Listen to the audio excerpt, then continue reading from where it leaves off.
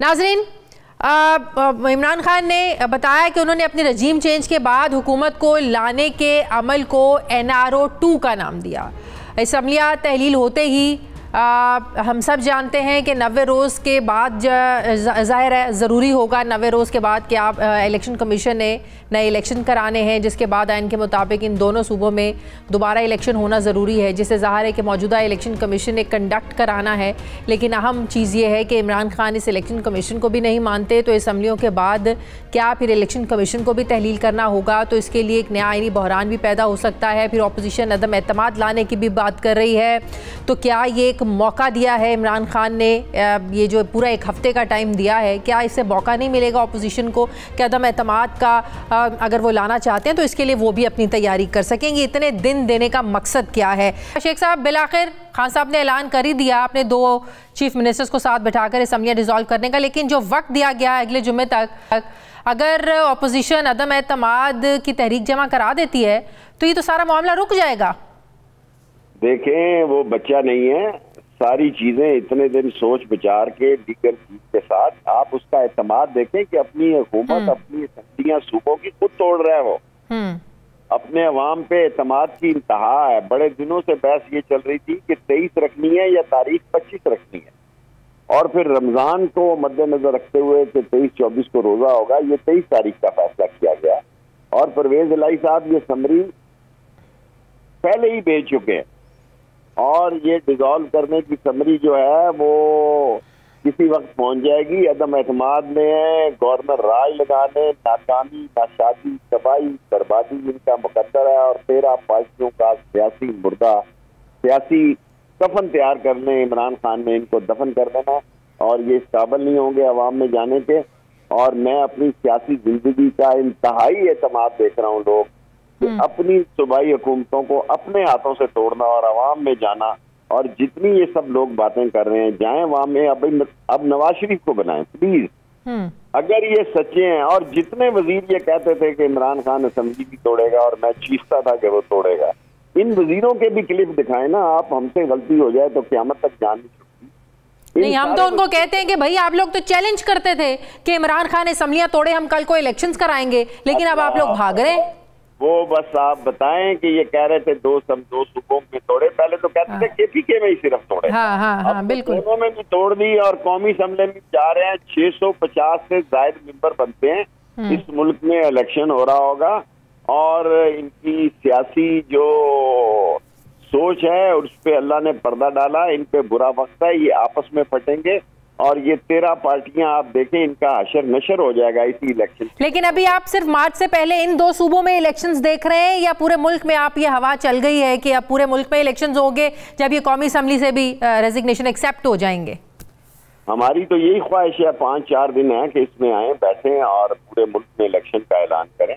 इससे अच्छी कोई बात नहीं है। ये नहीं हो सकता कि 650 से ज्यादा सीटों पर इलेक्शन हो रहा हो और बाकी कुछ वो भगौड़े जो पैसे लेके करोड़ों की शक्ल में सिंध हाउस से भागे हुए हैं, और वो ना घर के रहे ना बाहर के रहे, आवाम में निकलने के काबिल नहीं, वजीर निकलने के काबिल नहीं। कोई बीच का रास्ता नहीं हो सकता कि थोड़ा पीछे वो आ जाएं, थोड़ा आगे आप लोग चले जाएं? कोई जून जुलाई का वक्त? बहुत कोशिश की, रात बहुत कोशिश हुई, रात बड़े सारे मामलात हुए, अलवी साहब नाकाम हुए, फिर वज़रा की मीटिंग नाकाम हुई। वो टस से मस नहीं कर रहे थे। उनका ख्याल था कि ये असम्बलियां नहीं तोड़ेंगे। उनको ये गलतफहमी थी कि इमरान खान और परवेज इलाही असम्बलियां नहीं तोड़ेगा। और मैं आज आपको ये बता देना चाहता हूँ कि परवेज इलाही ने सबसे पहले असम्बली पे साथ देने का फैसला किया। सीटें जितनी ज़ाहिर है काफ लीग का हिस्सा होगी, हिस्सा बकदर जुसान को जरूर देंगे। अच्छा, कल रात यही कोशिश होती रही, किसको मनाते रहे? कौन था हुकूमत की तरफ से? ये नहीं मुझे पता किसको मनाते रहे, ये मुझे पता भी है, लेकिन मैं इतना बोला नहीं कि आपके साथ शेयर करूं। बात चीजें दिल में रखने की होती हैं। 23 और 25 की लड़ाई में 23 का फैसला किया गया रमजान की वजह से, और ये सारे लोग कह रहे थे 2 असम्बलियां तोड़े, हम सारे मुल्क में इलेक्शन करा देंगे। अब इनके क्लिप दिखाएं कि उसने 2 की बजाय कौमी भी जाके दोबारा तोड़ दिए।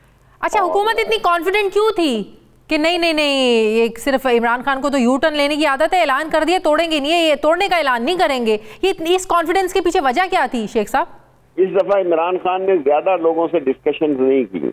और मौजूद लोगों से छाती के साथ लगा के ताश रखे, और वो कॉन्फिडेंट था कि परवेज इलाही जो है, बल्कि अब मैं और नहीं कुछ कहना चाहता, वो सबसे पहले उसने कमिटमेंट दी थी कि भाई मैं जो आप कहेंगे वैसे करूंगा। और इनका ख्याल था ये असम्बलियां कभी कोई तोड़ता है अपनी असम्बलियां, कोई जीती हुई हुकूमतें छोड़ता है, इनके लिए मुश्किलात हो जाएंगी। क्या मुश्किलात हो जाएंगी जी, पाकिस्तान हमारा है, मुश्किलात भी हमारी हैं, सारे 24 करोड़ लोग। चले, एक तो चैलेंज इससे तो आप लोग निकल गए, जो ऐलान करना था कर दिया। अब 90 रोज के अंदर जाहिर है जब डिसॉल्व हो जाएंगे इलेक्शंस करवाना जरूरी होंगे। अब जो बहुत बड़ा मरला है, जो बहुत बड़ा चैलेंज देगा, वो है मौजूदा इलेक्शन कमीशन, जिस पर एतबार नहीं है, जिसके पर बहुत तहफुजात है। बड़ी बेतबारी है, इलेक्शन का ऐलान करें हम इस हाल में भी इलेक्शन में कैसे, जब किसी आपको कह रहा हूँ ना, आप इसको छोड़े इस बात को, इलेक्शन का ऐलान करें बगैर मशीन के और इसी इलेक्शन कमीशन के साथ हम चले जाएं। हमें पता है कि अवाम 80% लोग इमरान खान के साथ। वैसे एक सुर आप भी ये समझते हैं कि ये सिचुएशन आप लोगों की फेवर में जाती है? अगर सिर्फ 2 सूबों में इलेक्शंस होते हैं और बाद में बाकी कौमी असम्बली में होते हैं तो जाहिर है नीचे, और पीटीआई जीत जाती है, तो कल को कौमी असम्बली के सीटों के इलेक्शंस जीतना आप लोगों के लिए थोड़ा आसान हो जाएगा। काफी आसान हो जाएगा, ये उनको भी समझ है, बच्चे नहीं हैं, उनको पता है कि ये बहुत बड़ा ट्रम्प कार्ड खेला है इमरान खान ने। जब 2 बड़ी सूबों की असम्बलियां पास होंगी तो मरकज में क्या होगा, कुछ भी नहीं होगा, ये दिखाई नहीं देंगे। 2/3 लेने की इस वक्त पोजीशन है दोनों सूबों में?